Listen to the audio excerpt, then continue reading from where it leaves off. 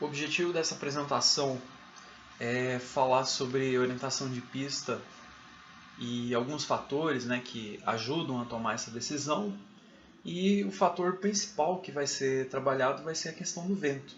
Então, ao final desse objeto, a ideia é que a gente saiba fazer o tratamento dos dados de vento e determinar a orientação de pista. A decisão sobre a orientação de pista vai influenciar o layout do sistema todo. Então, expansões futuras, por exemplo, né, seja de extensão de pista, construção de uma resa, construção de uma taxiway paralela, enfim, uma série de outras estruturas futuras no plano diretor, elas podem ser comprometidas ou podem ter sua complexidade, seu impacto aumentadas se essa decisão de orientação não for adequada. Então, a gente vai começar falando do vento, que é apenas um fator, que é muito importante e tal, mas é importante ter em mente que é uma decisão multifatorial. Então, o vento ele vai ser especialmente importante por influenciar a operação das aeronaves. Então, a gente vai tentar olhar um pouquinho como que essa interferência existe. Então, alguns conceitos aí, né? Você pode ter o vento de proa, vento de cauda e o vento de través ou vento cruzado, né? No inglês crosswind. Então, são vários termos para a mesma coisa. Bom, vamos lá. O que o vento de proa ajuda? Basicamente, ele vai diminuir a velocidade da aeronave em relação ao solo. O vento de cauda ele vai aumentar essa velocidade, que a gente sempre tem que pensar em velocidade aerodinâmica para controle, né, do voo.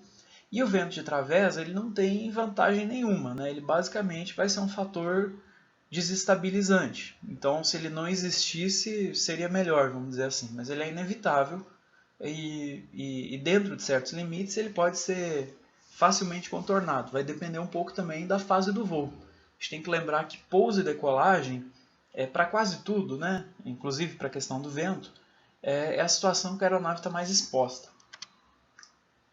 Então, a gente lembra, né, dessa fórmula aí da sustentação, onde a força de sustentação vai ser igual a uma combinação do coeficiente de sustentação, área de asas e pressão dinâmica. Então, pressão dinâmica, dada uma densidade fixa, né, é uma consequência da velocidade de voo. Na verdade, da velocidade aerodinâmica. Né? Então, o que acontece? O que mantém a aeronave no ar é a velocidade do ar, não é a velocidade dela em relação ao solo. Então, é uma coisa que precisa ter em mente. Que se eu tiver vento de cauda, vai acontecer que eu vou, para manter a mesma velocidade do ar em relação à aeronave, né, essa velocidade relativa, essa velocidade aerodinâmica, eu preciso aumentar a velocidade em relação ao solo. O que isso significa numa pista de pouso? Significa que se eu estou com uma velocidade mais alta, para desacelerar, mantendo uma taxa de desaceleração fixa, eu preciso de mais distância. Né? Para decolagem é a mesma coisa. Pelo contrário, quando eu estou pousando ou decolando contra o vento, eu vou usar menos pista. Tá? Então essa é uma razão principal para que as operações devam ocorrer então contra o vento.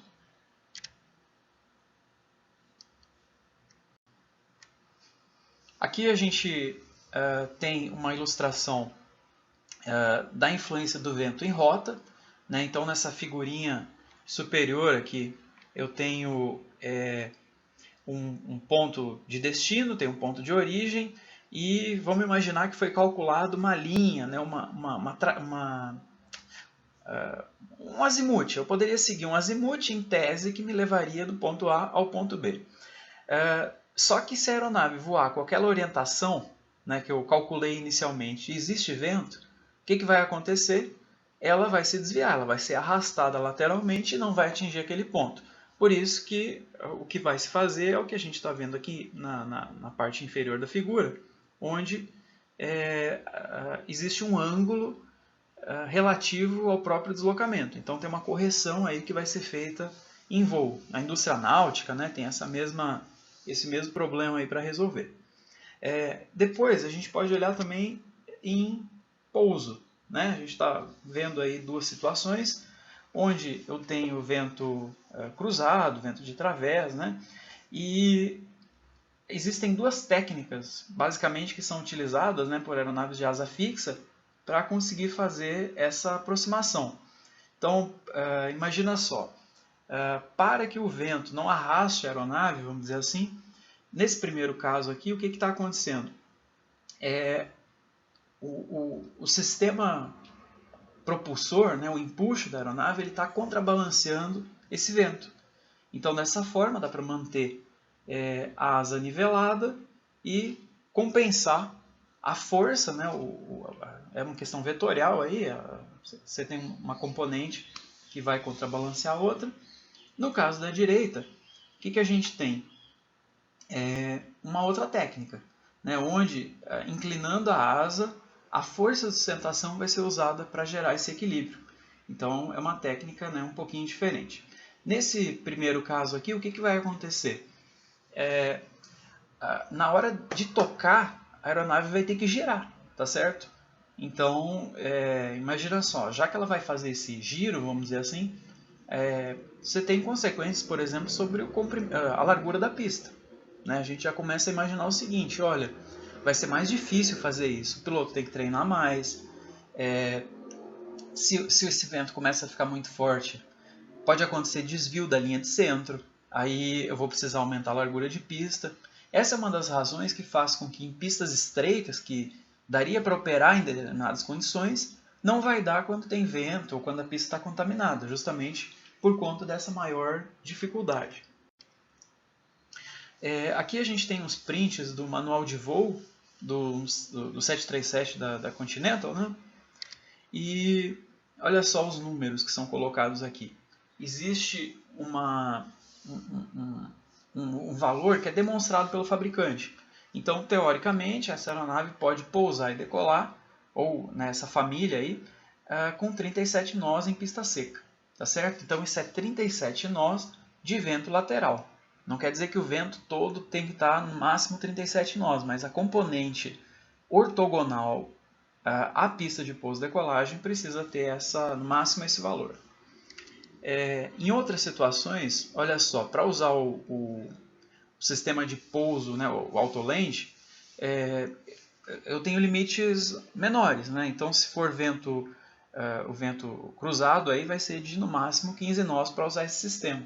Então, quer dizer que em situações de vento maior do que isso, eu não posso usar esse sistema automático. Tá certo? Já começa a trazer algum tipo de restrição operacional. Aqui a gente vê também a questão de operações, a gente não estudou ainda, mas CAT 2, CAT 3, são aquelas situações de menor visibilidade, né, que usa mais equipamentos, etc., para auxiliar o pouso. Aí a gente tem limites até menores. Né? Aqui os valores eles vão cada vez se reduzindo mais.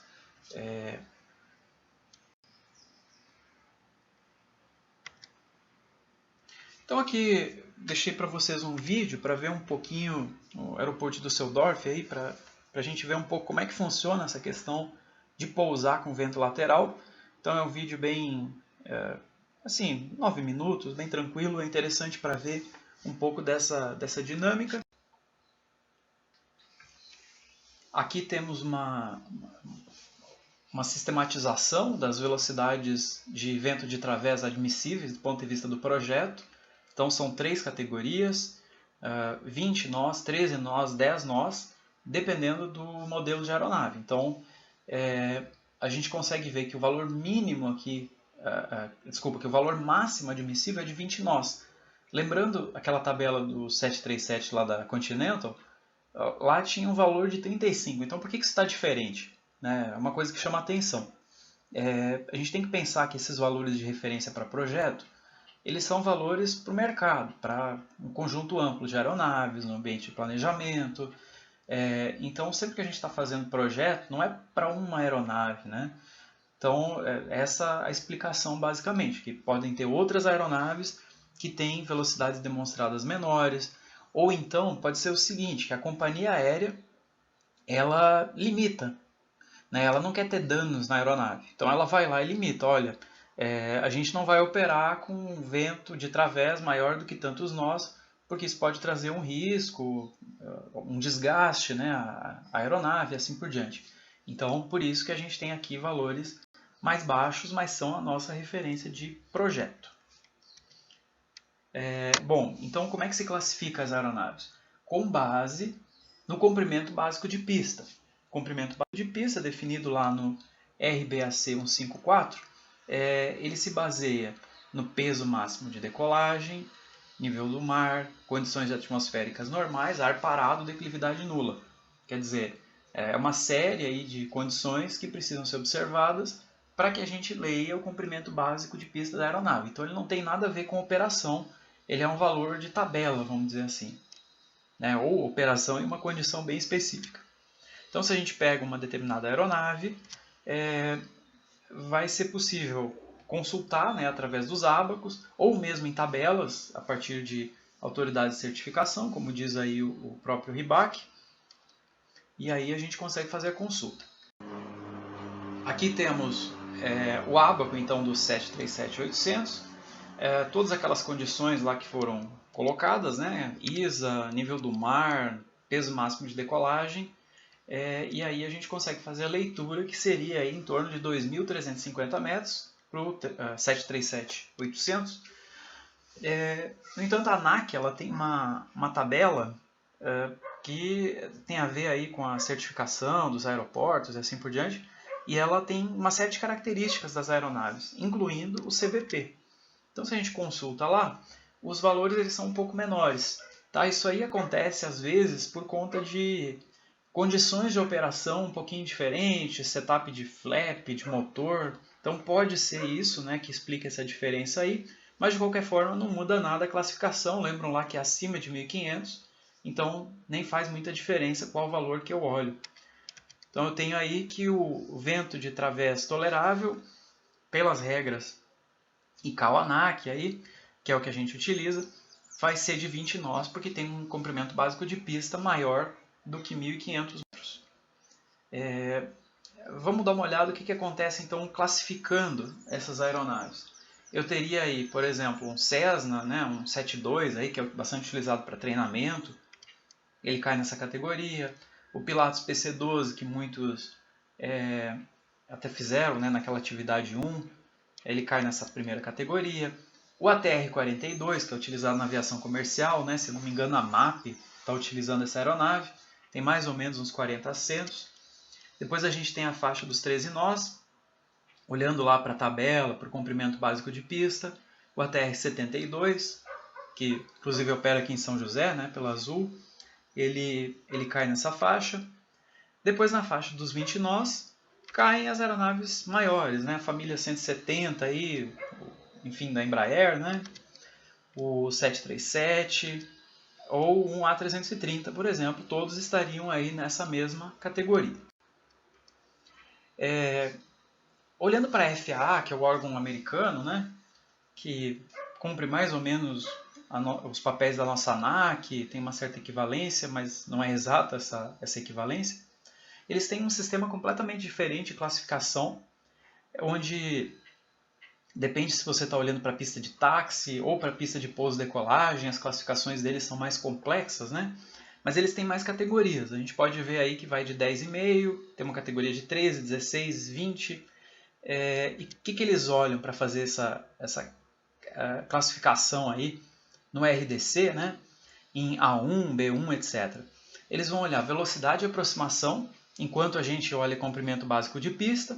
Então as duas são informações dinâmicas, né, de comportamento das aeronaves, mas medidas diferentes. E eles usam também a envergadura e a altura da aeronave. Então enquanto a gente usa somente envergadura, eles usam envergadura e altura da aeronave, a mais crítica é o que vai dar a característica.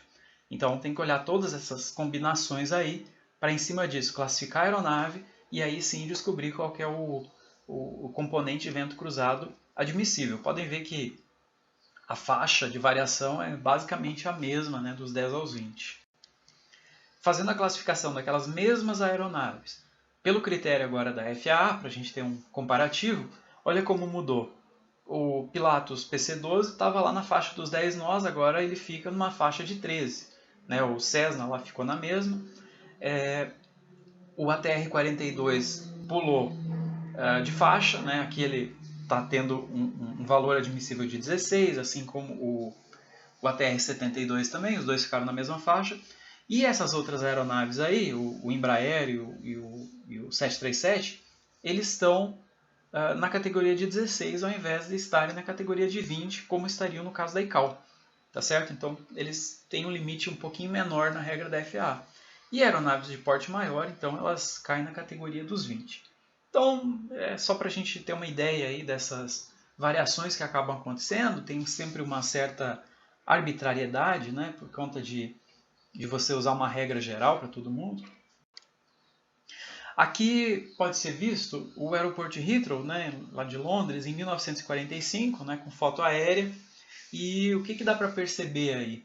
Que a gente tem várias orientações de pista. Né? Então tem duas pistas aí mais longas, paralelas, mas tem uma série de pistas passando aí por essa área central. Né? Então, o que isso está dizendo para a gente? Que nessa época operavam aeronaves menores, mais sensíveis ao vento, e você precisava ter mais orientação de pista. Se a gente olha para o cenário atual, olha só o que acontece. São só duas pistas de pouso e decolagem e são pistas alinhadas. Então, por que se faz, por que se utilizam, né, pistas que são paralelas?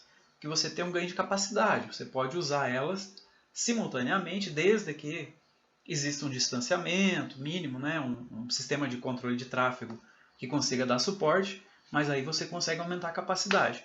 Então, pistas cruzadas, elas não são nada interessantes do ponto de vista da eficiência do CAPEX, vamos dizer assim, ou da operação mesmo, né? Não é interessante. Isso é uma coisa que só se utiliza por questão de vento. Né? Difícil achar um outro motivo que faça um projetista optar por uma pista cruzada. Bom, olhando para aqueles valores lá máximos admissíveis, a gente precisa ter uma cobertura mínima de 95% para as aeronaves de projeto.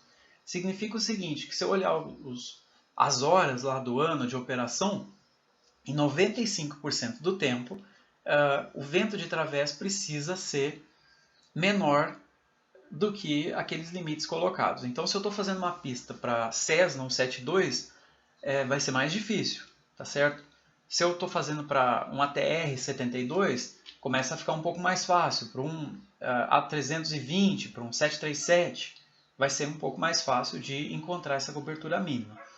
O que a gente precisa lembrar é o seguinte, que não precisa talvez olhar o conjunto total de dados.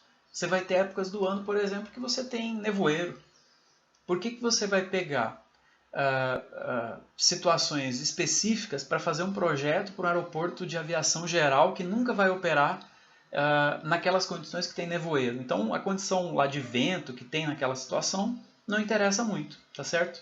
Então, esse universo para os 95%, ele eventualmente pode ser reduzido, embora não seja comum, principalmente no ambiente de planejamento, porque ao longo do tempo você tem muita incerteza, né? Então, é difícil prever qual situação que vai ser observada. Enfim, você tenta olhar a sua amostra como um todo. Fica um pouco confuso isso, mas vai ser retomado adiante na apresentação. Bom, então imagina que você consiga atender toda a condição necessária com somente uma pista de pouso e decolagem. Né? Então, ótimo, problema resolvido. Se precisar aumentar a capacidade, você vai colocar uma outra pista paralela. Geralmente é essa o desfecho, né? Então, se for um aeroporto de maior capacidade, você vai aumentando o número de pistas e geralmente elas vão ser paralelas. Isso só vai ser possível se essa orientação chave aí consegue atender 95% do tempo, né, as aeronaves que o aeroporto se dedica. Em outros casos, não vai ser possível, com uma orientação só, atender a todas as situações. Por isso que pode ser necessário colocar uma pista cruzada, que em muitos casos vai ser chamada de pista auxiliar, porque ela não tem as mesmas características da pista principal. Então, ela pode ter comprimento menor, largura menor, porque muitas vezes ela vai ser utilizada somente por aeronaves de menor porte e elas vão precisar ficar alternando entre pistas, enquanto aviões maiores eles vão normalmente se manter na pista principal.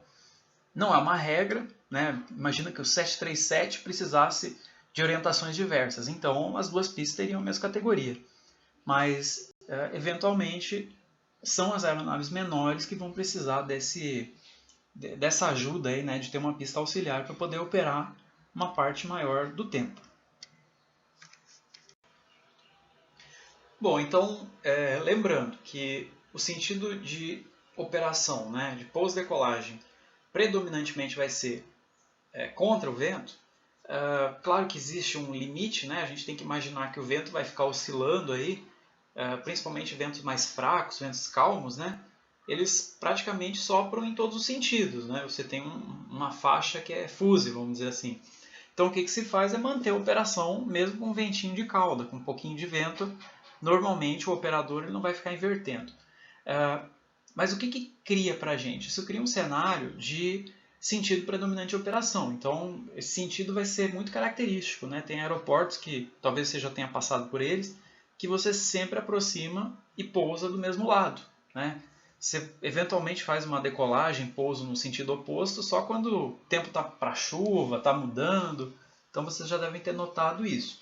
Esse dado, para quem analisa operação aeroportuária, né, por exemplo, posição de pistas de táxi, é bem interessante e é um dado que não é muito fácil de obter, por mais simples que possa parecer. Então a gente tem aí essa ideia da cabeceira predominante. Outra coisa que a gente vai precisar olhar é a questão da designação de pista. Então, temos trabalhos aí que já foram feitos, né?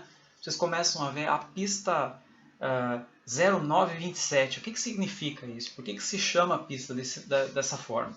Então, a gente vai estudar aqui um pouquinho nessa sessão a questão da designação das pistas. Então, alguns conceitos, né? A gente tem o norte verdadeiro, que é aquele do mapa, onde a gente está olhando a convergência dos meridianos para o polo norte geográfico. Então é esse norte que a gente vê no mapa. Depois a gente tem o norte magnético, que é aquele da bússola. Eles têm uma diferença, e essa diferença é chamada de declinação magnética. Então é uma variação angular entre o norte verdadeiro e o norte magnético. Essa declinação ela muda de acordo com o ponto que a gente está sobre a superfície da Terra e muda também ao longo do tempo. Então tem duas componentes, a componente espacial e a componente temporal dessa declinação. Aqui a gente tem uma representação então do norte verdadeiro ou norte geográfico, são sinônimos, e a gente tem ali em azulzinho o norte magnético. Essa variação vai ser justamente a declinação. Então essa aí que a gente está vendo é uma declinação oeste, porque o norte magnético está a oeste do norte geográfico, tá certo? Então toda vez que a gente percebe, tem uma declinação 10 oeste, é essa situação aí que está sendo colocada. Deixei o link aí dessa ferramenta, né, do NOAA, onde a gente consegue inserir as coordenadas geográficas, escolher um modelo aí de globo, né, um modelo de campo gravitacional e uma data. E aí ele vai dar para a gente a declinação magnética. Então eu coloquei os dados do aeroporto aqui de São José dos Campos. Ele deu uma declinação 21,86 oeste, com uma declinação que está indo para oeste, né, 0,09 graus por ano. Tá certo? Esse é o que deu de resultado.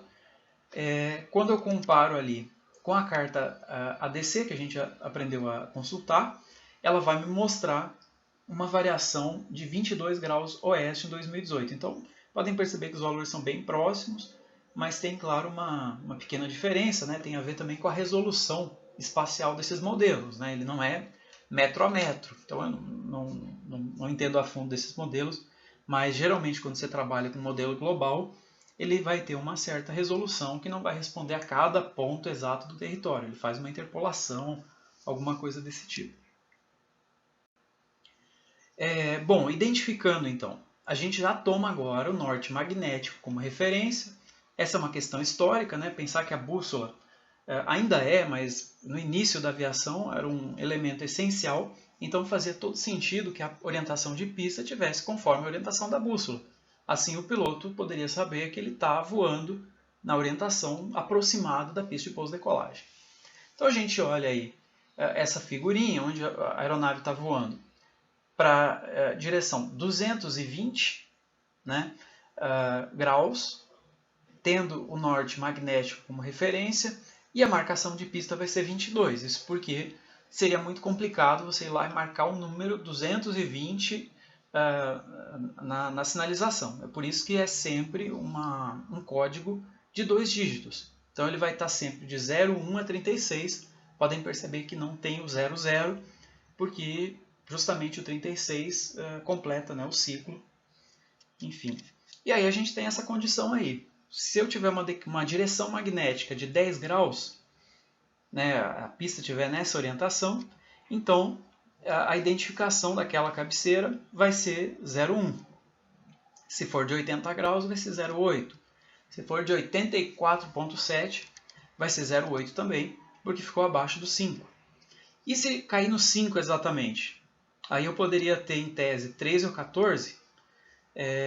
O que vai acontecer é que se observa a tendência. Então, se está indo para oeste ou está indo para leste e empatou, é a tendência que vai ser utilizada para desempate. Então aqui a gente tem um caso bem simples de uma pista que tem essa orientação aí norte-sul, tá certo? Então a aeronave que está operando, voando para o norte, tá certo? Ela vai estar pousando ou decolando na pista 36, né? No sentido oposto, a gente vai ter a cabeceira 18. Então percebam que é diferente.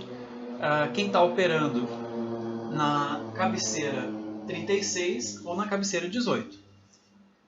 Tá certo?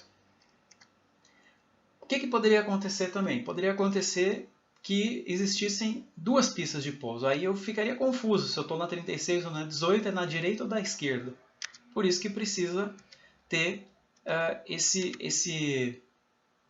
essa letra dizendo se você tem a pista da direita ou da esquerda, e daí a gente tem essa configuração aí. 36 da direita, 18 da esquerda, 36 da esquerda, 18 da direita. Essas são as correspondências. Outra coisa que dá para perceber aí, que eu não comentei ainda, é a diferença de 180 graus entre as duas cabeceiras, né? Então, você vai ter 0927, 3618 e assim por diante. Sempre a diferença é de 18. E se tivesse uma terceira pista? Aí direita e esquerda não seriam suficientes, por isso que se utiliza o C de central e aí completa, né, essa sinalização que é única, que não gera confusão. E se tivesse mais uma pista? Aí se muda como é que eu vou dizer? A construção pode ser paralela, mas a designação não vai ser, porque senão você teria 4 e aí ficaria muito complicado de gerar um código único para cada uma, por isso que se marca de outra forma.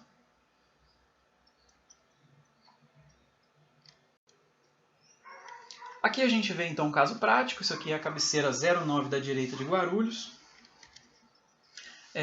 Então essa indicação 09, ela vai corresponder a um ângulo que pode estar entre 85 e 95. Né? A gente faz uma aproximação, então é essa faixa que ela está representando.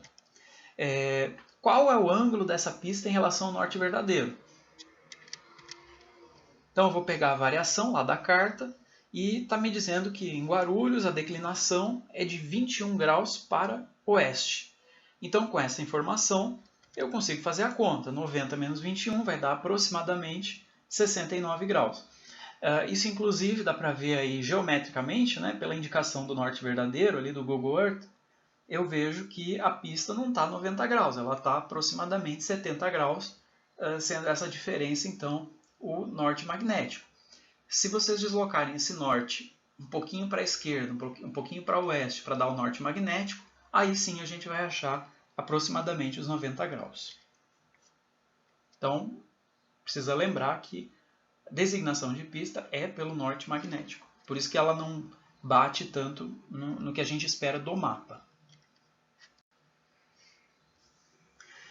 Os dados de vento eles já têm uma representação um pouquinho diferente. Então, eles são representados com base no norte verdadeiro, não no norte magnético. Tá certo? A referência convencional para dados de vento é o magnético ou verdadeiro. Desculpa, é o geográfico ou verdadeiro, não é o magnético.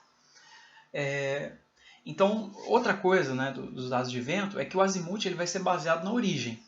Então, por exemplo, um vento lá que tem... Vocês encontram a direção lá do vento, tal, 180 graus. Está dizendo que ele está soprando do sul para o norte. Tá certo? O vento é da onde ele vem. A aeronave é para onde ela vai. Então, isso também é oposto, né, em termos de orientação. Então, aqui a gente tem uma representação dessas direções, né, intensidades, frequências do vento. Então eu tenho aí, quanto mais para fora desse meu plot aí, maior a velocidade. E a gente tem ali, por exemplo, aquele 5%, ele está dizendo que é 5% do tempo, o vento é norte com intensidade ali de 7 a 11. É isso que eu vou ler, tá certo? Quer dizer que o vento está vindo do norte. Nesse esquema aí, né, predominantemente, o vento vem de sudoeste. Tá certo? Essa é a origem mais comum e de maior intensidade, na verdade, né? Porque a gente está vendo aí as intensidades do vento.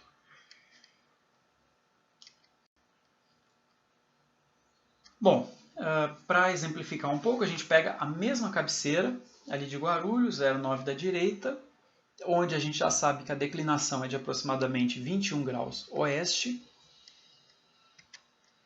Aí tem uma aeronave que pousa ou decola na 09 da direita, quando o vento sopra na direção da pista de pouso e decolagem, no sentido oposto à operação, como é de se esperar. Então eu tenho aí o caso da aeronave, e aí eu tenho essa questão aí. Nesse caso, disse que o vento, que a direção do vento é 69 graus. Tá certo? É praticamente um vento leste. Então se eu estivesse lendo isso numa tabela, esse vento que eu estou imaginando aí, ele apareceria com essa informação de 69 graus. Tá certo? Quer dizer que ele está vindo da direção 69.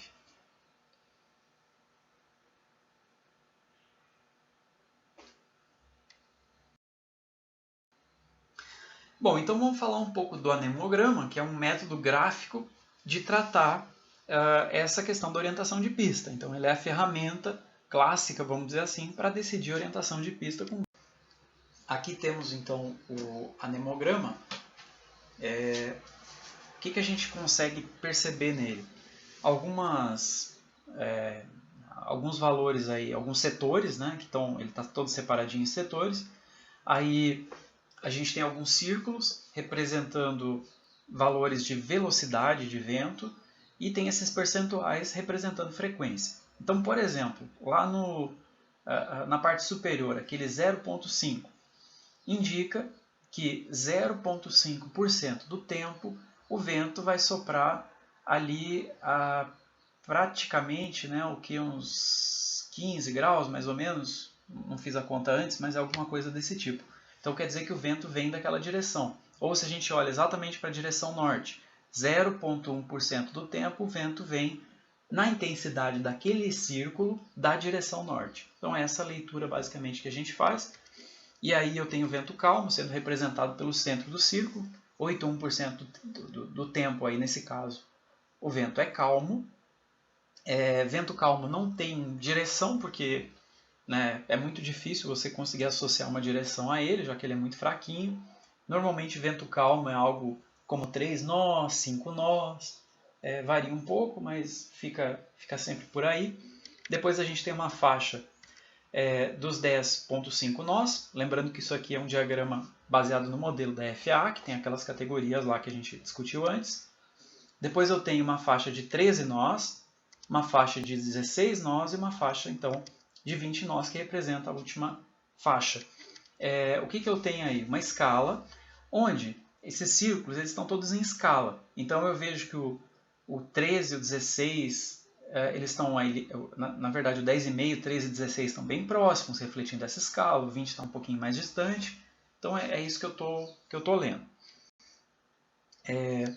Aí eu consigo fazer o seguinte, eu consigo simular uma pista aí colocada na direção leste-oeste, tá certo? Geograficamente, né? Isso aí é toda orientação geográfica que eu estou vendo. Então o que eu estou vendo? Que para 10,5 nós, que é esse círculo roxinho, eu tenho uma pista e tudo que está dentro desse retângulo está representando frequências de vento fraco o suficiente para não interferir nesse limite de 10,5 nós. Por outro lado, tudo que está fora, então, causaria interferência. Aí, o que eu consigo fazer? Eu consigo fazer um mapeamento de tudo que está fora, né? Então eu tenho essa parte vermelhinha aqui de baixo, que eu vou somar ela. Então olha só, eu começo somando um 0,15 que está em negrito, porque eu recortei ele. Eu estou olhando para aquele 0,2 e lá no sudoeste, né? E esse meu 0,2, só uma parte dele está fora. Então eu estou assumindo aí aproximadamente que é 0,15. Do lado eu tenho um 0,4, depois eu tenho 0,1, 0,1 e aquele 1,1 de novo eu vou ter que fazer uma regra de 3 aí, aproximadamente, no meu caso que ele virou 0,8 na minha conta. E assim eu vou indo, né? Eu vou fazendo essa minha contabilização de tudo que está fora e tudo aquilo que eu preciso fazer um certo rateio. É aproximado, tá? Isso aí vai ter sempre uma faixa de erro que corresponde a qualquer método gráfico que a gente utilize. Quanto melhor eu desenho, quanto melhor eu faço essas contas, mais precisão eu vou ter. Então, posso ter cometido algum deslize aqui, dei uma conferida, mas na minha conta deu praticamente 10% de frequência fora dessa minha orientação. Quando eu somo tudo isso, eu vou chegar num fator de utilização de 90,69%. Como foi discutido antes, o fator de utilização tem que ser de 95%, é o mínimo que eu poderia admitir. Diante disso, vai ser necessário rotacionar essa pista, talvez aumentar o limite tolerável de vento de través, talvez incluir uma segunda pista. Quer dizer, essa solução aí de pista leste-oeste, para essa faixa de vento, para essas condições de vento, não é adequado. Então eu vou fazer basicamente um procedimento iterativo de rotacionar a pista até atingir uma cobertura desejável. Então eu vou fazendo esse exercício, vou recalculando, é trabalhoso, né? Até que eu chegue num valor superior a 95%. Se eu não tiver condições de atender aquilo que precisa com uma pista só, então eu vou precisar incluir uma segunda pista. Talvez uma pista secundária, talvez uma pista do mesmo porte.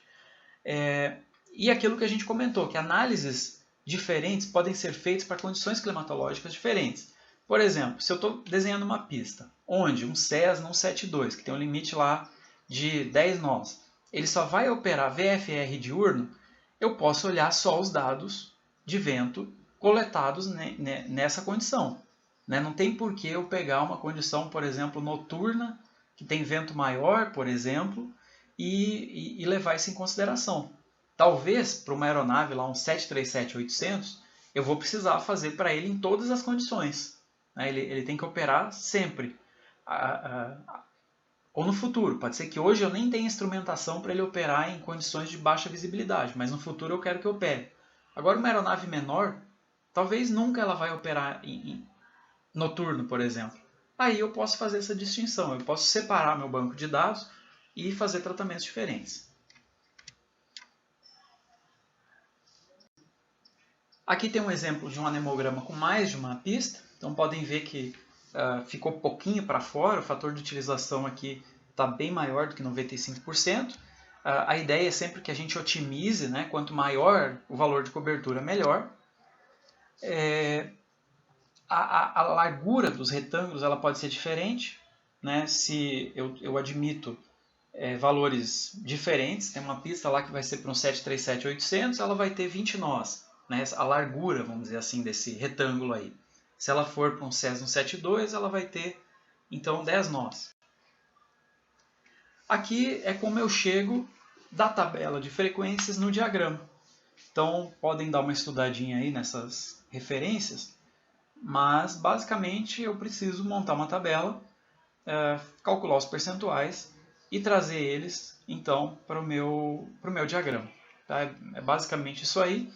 Se eu conseguir aumentar o número de setores, então eu tenho mais precisão, mas eu tenho sempre a imprecisão das faixas. Então todo vento que caiu ali de 4 a 15 nós, né, ele é um vento que eu não sei se ele estava mais perto de 4, mais perto de 15, então tem uma certa imprecisão aí fazendo esse método. Agora a gente olha um pouco para a questão dos dados. Né? Onde que eu vou coletar dados para conseguir montar esse diagrama? Então o Ribac 154 ele nos fala que os dados estatísticos sobre ventos utilizados para o cálculo de fator de utilização estão normalmente disponíveis em faixas de velocidade de direção e a acurácia dos resultados obtidos depende em grande parte da distribuição das observações assumidas dentro dessas faixas. Aquilo que a gente estava falando dos 4 aos 15 nós, ou 4 a 10 nós. Na ausência de qualquer informação segura, como sobre a real distribuição, assume-se uma distribuição uniforme. Né? Então, é isso que se faz muitas vezes. O anexo 14 também vai dizer que a gente precisa pegar dados de pelo menos 5 anos e que as observações precisariam ser feitas pelo menos 8 vezes por dia, igualmente espaçadas. Claro que isso aqui é uma recomendação de mínimo, o ideal é que a gente tivesse a cada minuto, a cada hora, né, os valores de velocidade. Se bem que, quando se fala em pegar 8 vezes por dia, isso aí é velocidade média, tá certo? Então eu não vou fazer uma observação e vou guardar aquele valor. Não é exatamente essa a ideia. A ideia é que você tenha uma média representativa daquele horário. Por isso que é muito mais fácil obter isso de forma automática, de forma instrumentada, para você ter um valor mais confiável sobre essa média. Bom, uma fonte de dados interessante que a gente tem no Brasil é o INMET, e eles possuem uma plataforma que é relativamente nova, que é o BDMap. Você consegue baixar os dados automaticamente, então basta acessar esse endereço aí e coloca lá o seu e-mail, seleciona um conjunto de variáveis, tem diversas variáveis disponíveis, um grupo de estações, e aí as estações automáticas e as estações manuais, elas têm diferenças nas variáveis, né? Então precisa ter um cuidado nisso aí, e tirando isso você consegue baixar os dados. Então demora um tempinho para processar, entra numa fila, mas tem sido bastante rápido para conseguir fazer o download. Então uma segunda fonte é a RedMet, que pertence ao controlada, monitorada e operada, na verdade, pelo Comando Aeronáutica, e ela também está presente em todo o território. O problema dela é que ela é menos densa, então depende da região que você quer estudar, a estação vai ficar um pouco mais distante, né? Então tem que observar isso aí. Por isso que a gente usa as duas redes em conjunto normalmente, e ela te permite baixar os dados do padrão METAR, que tem uma série de informações aí, mais de cunho aeronáutico, né? Nuvens, visibilidade, rajadas, coisas do tipo, que precisam ser pressão e precisam ser tiradas aí desse código. Então até deixei o link para decodificar. Não é nada tão difícil também. O mais difícil, eu acho, de trabalhar com decodificação desses dados são aquelas linhas que tem erro, então o seu código tem que ter uma capacidade de tratar isso.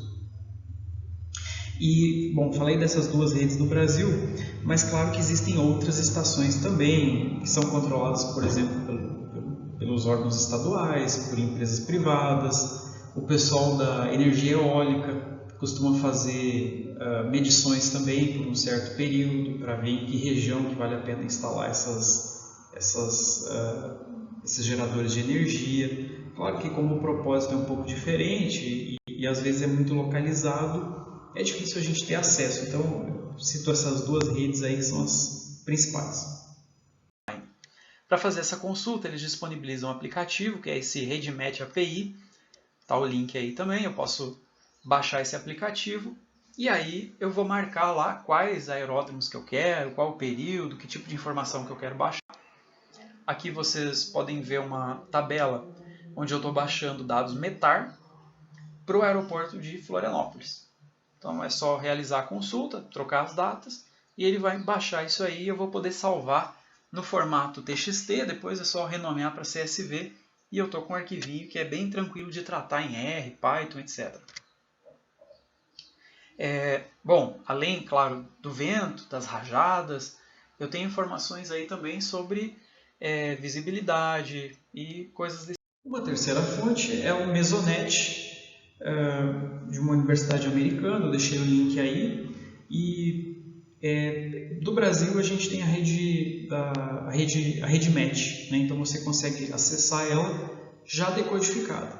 Então é bastante interessante acessar por esse link. E aí você tem, além da rede brasileira, tem diversas outras redes de estações também. Aí eles já dão inclusive alguns códigos aí em Python, em R, para você automatizar o download dos dados, é bem interessante. Bom, o que eu preciso fazer então quando eu pego esses dados, independente da fonte? Eu preciso verificar informações estranhas, valores extremos, erros numéricos. Tá? Quando eu uso métodos aí automatizados para fazer medição, coleta de dados, é muito comum que sejam lidos dados estranhos, dados faltantes, então eu preciso saber tratar isso aí. Depois eu preciso olhar a distribuição ao longo do ano, porque imagina, a minha estação está com uma falha e ela só está me dando dados de janeiro, eu pego aquilo sem olhar e no final das contas eu vou ter tratado dados de um mês só. Distribuição nos horários do dia, então o ideal seria que eu tivesse as 24 horas bem distribuídas. Toda essa questão aí de ter dados concentrados em períodos, em horários, não é interessante porque vai trazer algum tipo de viés. Então eu preciso estar ciente. Uma observação é que os dados da rede MET, em alguns aeroportos que não são 24 horas, eles vão ter esse problema. Tá? Eles não vão cobrir todos os horários. Aí eu vou precisar assumir que aqueles dados que foram coletados durante o dia, eles são representativos. Tá certo? Então, às vezes a gente precisa assumir algumas coisas também para conseguir trabalhar. No aeroporto Greenfield, muito dificilmente você vai ter uma estação que está lá no local do aeroporto, porque quando você vai definir o local do aeroporto, né, muitas vezes é uma região de busca muito grande. Então, até difícil pensar em fazer algum tipo de instrumentação, né? Por exemplo, instalar uma estação lá por um certo tempo, porque isso, imagina, eu preciso 5 anos de dados. Então, eu não vou esperar 5 anos para coletar os dados e daí tomar uma decisão. Eu não conheço nenhum caso que se fez dessa forma. Eu conheço alguns casos na área de energia eólica que o pessoal faz. Vai lá, coloca uma estação durante um certo tempo e trata depois. Para aeroportos daria para fazer quando você desconfia que aquela região, os dados das outras estações não podem ser aproveitados ali. Tá? Então é muito caso a caso. Mas olha só. Proximidade do local de interesse, claro que é uma variável muito importante. Então, geralmente a gente está falando de uma escala assim, de centenas de quilômetros. Se você tem uma estação a 100 quilômetros, talvez dê para aproveitar, mas uma estação a 500 quilômetros, a utilidade dela já começa a ficar muito questionável. Similaridade do terreno, então, temperatura, sim, ela varia muito com altitude. Precisa colocar isso no modelo, não dá para pegar estações de altitude diferente, querer comparar, que não vai funcionar. Precisa fazer algum tipo de relação linear ali, pensando que o comportamento na primeira camada da atmosfera é linear, pode ser modelo, isso tem seus problemas. A gente tem também um problema local, muitas vezes, assim, de proximidade de corpos d'água, que vão influenciar a questão dos ventos, da temperatura, morros. Então, principalmente aqueles fenômenos locais, assim, de você colocar um aeroporto próximo de um morro, ou mesmo no topo de um morro, que pode ter alguma influência por conta disso. Então, são casos em que os dados das estações próximas começam a ficar um pouco mais questionáveis. E aí a gente tenta fazer uma triangulação, né, ver qual que é o perfil ali, você pega algumas estações próximas, vê que tem um perfil ali de vento leste para oeste, ele é meio uniforme nessas estações, aí você começa a ficar um pouco mais confiante assim. Mas claro que o interessante seria a gente ter um modelo computacional aí para fazer essas análises e infelizmente eu não tenho nenhum para sugerir nesse sentido. Bom, o objetivo aqui é discutir algumas alternativas, né, de software para fazer os cálculos. A gente viu que o anemograma em si é bem simples, na verdade, né, uma decomposição vetorial, só que é trabalhoso fazer aquele diagrama, é um pouco difícil de automatizar aquele método lá do diagrama, então a gente precisa pensar de uma maneira um pouco diferente. Tem alternativas aí no mercado, não conheço todas também, tem alguns softwares que são pagos, muitas vezes a gente acaba nem tendo acesso, mas eu tento trazer aqui algumas alternativas que eu acho que são bem boas, resolvem muito problema. Agora a gente olha essa ferramenta, que na verdade o objetivo aqui é ver mais a questão da lógica, né, do método, onde eu tenho, por exemplo, uma pista de pouso, ela está colocada aí a um dado ângulo, eu tenho esse retângulo representando o limite lateral de vento. Tá, vamos abstrair um pouco, tá? Tentei colocar um pouco aqui as ideias principais, mas é bem simples. Aí eu tenho uma amostra, vamos imaginar que eu coletei muitos dados, mas eu peguei 3 aí para fazer a análise. Então o que eu vou avaliar? Eu vou pegar esse primeiro vento, que é curtinho porque a intensidade dele é pequena, a direção dele é tal que ele é praticamente ortogonal à pista. Só que, como ele é baixo o suficiente, ele fica dentro do retângulo, ele é baixo. Então significa que para essa amostra a pista atende. Então eu vou fazendo análises sucessivas, pego a próxima informação de vento, vou fazer a decomposição vetorial, essa decomposição supera o limite lateral desse meu retângulo aí. Então eu já tenho um dado que atende, outro que não atende. Vou pegar o meu terceiro e agora ele vai atender. No final das contas eu consigo fazer o cálculo aí do fator de utilização. Dos meus 3 dados, 2 eram adequados, então eu tive um fator de utilização de 66%. Então se a gente quiser fazer um algoritmo aí em R, Python, C, o que for, é essa lógica. Não é nada mais complexo do que isso, é só decomposição vetorial mesmo. Bom, aqui eu deixo esse link, que na verdade deixou saudade, porque nos anos anteriores, né, acho que até o ano passado, a FAA deixou isso público, a gente tinha um link aí para baixar os dados de vento, uma ferramenta de análise, você não podia variar as orientações, né? No simulador você precisava dar a orientação, o vento de través tolerável e ele fazia os cálculos. A partir de agora eles estão exigindo um cadastro, um link, tem um link aí que se vocês clicarem nesse link vai pedir o cadastro e eu não sei as condições, né? Até tentei fazer, mas pede um telefone americano e eu desisti. Então o aplicativo sugerido para análise, estação a estação, é esse, a NemoPy. Ele precisa ser instalado no computador, só tem para a versão Windows, está aí o link para o instalador. E aí você precisa baixar, depois de instalar, né, você precisa criar uma pasta no computador para colocar cada arquivo de cada estação que você quer tratar. Então, por exemplo, tem uma estação lá que chama Estação 1, vamos supor uma cidade aí, poderia ser um aeroporto, se for baixado pela rede MET, né? sbgr.csv, vou colocar esse arquivo lá dentro de uma pasta e é essa pasta que eu vou fornecer para o programa depois. Então eu posso baixar, né, tanto do API RedMatch quanto lá do BDMap. Um negócio que eu preciso ter um arquivo separadinho lá, baixado para cada uma das estações. Aqui está a cara do aplicativo, então ele é baseado no console, né, bastante simples. Então eu vou colar nesse primeiro espaço que ele vai pedir a pasta, o caminho da pasta. No segundo caso eu vou colar o nome da estação. Nesse caso aí eu tinha um arquivo que foi baixado do INMAT pelo BDMap e chama Palmares, underline, 357, que é o número da estação, .csv. Depois eu vou dando Enter e ele vai resolvendo tudo. E a pasta que eu forneci, ela vai conter alguns 3 arquivos que vão ser criados lá. Então ele cria um arquivo de log, cria um arquivo de cobertura. Então você consegue acessar todas as informações que ele processou posteriormente. Claro que vai aparecer no console também, né? Mas no console some quando você fecha. Aqui a gente tem então o problema da análise de dados, que nem sempre é tão simples. Esse primeiro caso é um caso na região norte, que aparece aí uma análise de 5 estações, 2 delas são estações RedMatch, 3 delas são do INMAT.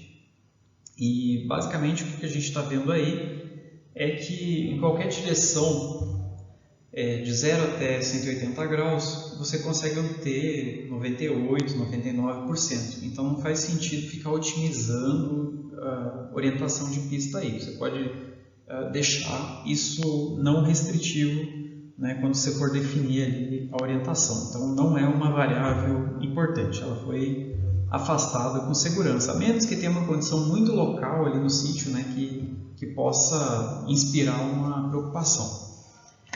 Já esse outro caso aqui, que é no sul do país, ele é bem mais complicado, né? A gente pega ali o gráfico de cima, que está falando de 10 nós, e a gente vê que tem alguns locais ali com cobertura de 86, 89, né? Quase batendo no 86, é muito baixo. Então você não poderia colocar uma pista ali a 70 graus, né, do norte geográfico. Mas qual que é o problema?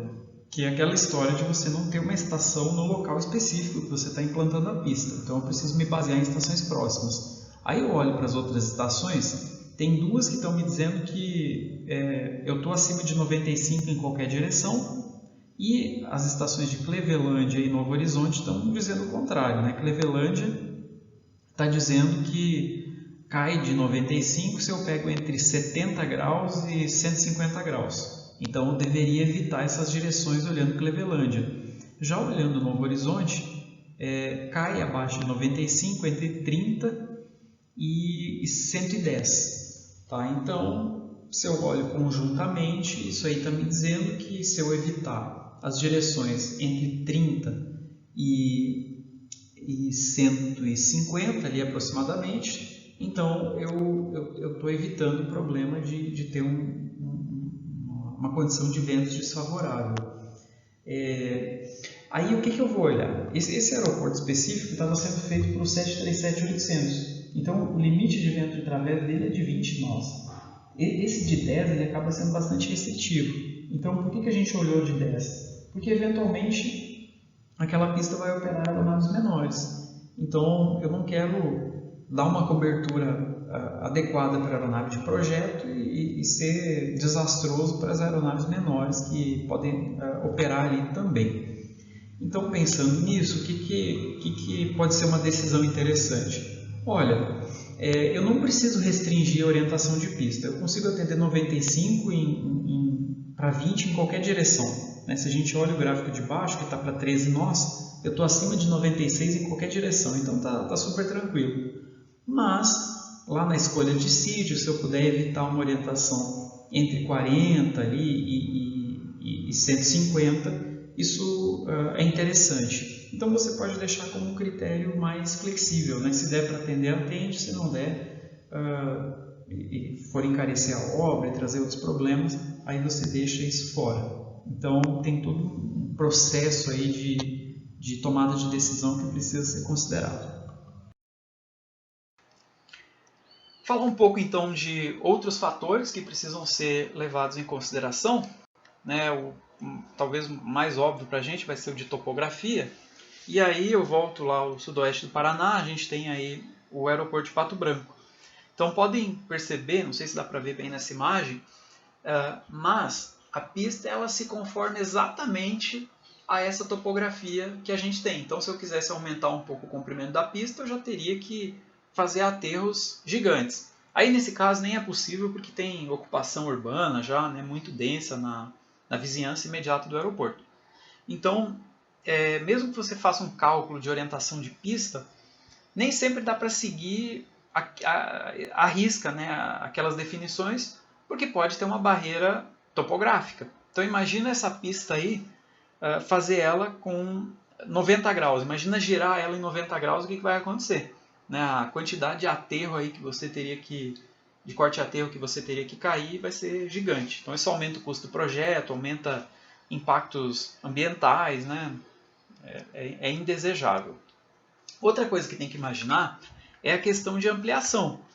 Então talvez você está desenhando uma pista para a aeronave, uma etapa, e parece que é adequado. Mas aí se você olha e girasse aquela pista uns 10, 20 graus para um lado ou para o outro, de repente você chegaria numa configuração que o projeto atual não é ótimo, mas pensando na expansão ele seria muito mais adequado. Então essas alternativas elas precisam ser também levantadas. Definição de orientação de pista, lembrando, acaba definindo o layout de todo o aeródromo. Todas as possibilidades de expansão dele acabam sendo influenciadas por essa decisão de orientação. Aqui é um caso bem interessante, né, lá na ilha de Santa Helena, que é esse caso em que você tem mar, montanha, e eles construíram um aeroporto nessa região que teve um problema gigante com esse fenômeno aí que é do tesouro de vento, né, o wind shear, que são rajadas em direções aí diferentes, né, pode ser horizontal, pode ser vertical, e é bem complexo de modelar isso só olhando para a região. Hoje até tem equipamentos, né, que você consegue instalar e eles fazem a detecção com aerosóis e coisas desse tipo, não sei explicar muito bem, mas você consegue fazer um levantamento dessas correntes de vento. Não conheço casos em que isso foi feito e foi utilizado, né? Nas normas a gente não tem nada muito definido sobre essa consideração, a não ser cuide com wind shear, quer dizer, tem regiões que são mais candidatas a ter esse tipo de fenômeno, como é esse caso quando você tem montanhas e variações de relevo muito importantes. Deixei um link aí do documentário que explica toda essa questão, todos os problemas que eles tiveram. Também tem um link aí de uma reportagem da própria Embraer, que até começar esse problema agora, né, do Covid, a aeronave que operava lá era Embraer, que testaram vários modelos e acabou que foi a mais adequada pelo comprimento de pista que ela usa, pelo vento de cauda que é tolerável, enfim, teve todo um ajuste, né, operacional para poder fazer a operação aí. Então é bem interessante, sugiro que todos assistam, né, no YouTube, gratuito. Ainda falando de outros impactos, né, a gente tem essa questão de interferência com aeródromos próximos. Eu peguei aqui um recorte de Porto Alegre com a base aérea de Canoas. Elas estão bem próximas, né, uma da outra, mas por que funcionam? Por que elas podem operar? Claro que existe algum nível de interferência ainda no tráfego aéreo, né, mas ele é minimizado quando as orientações são parecidas. Então, sempre que existir já um tipo de operação e você puder fazer uma orientação de pista mais ou menos paralela, isso tende a reduzir os conflitos de tráfego aéreo. Outra questão também é o ruído aeronáutico.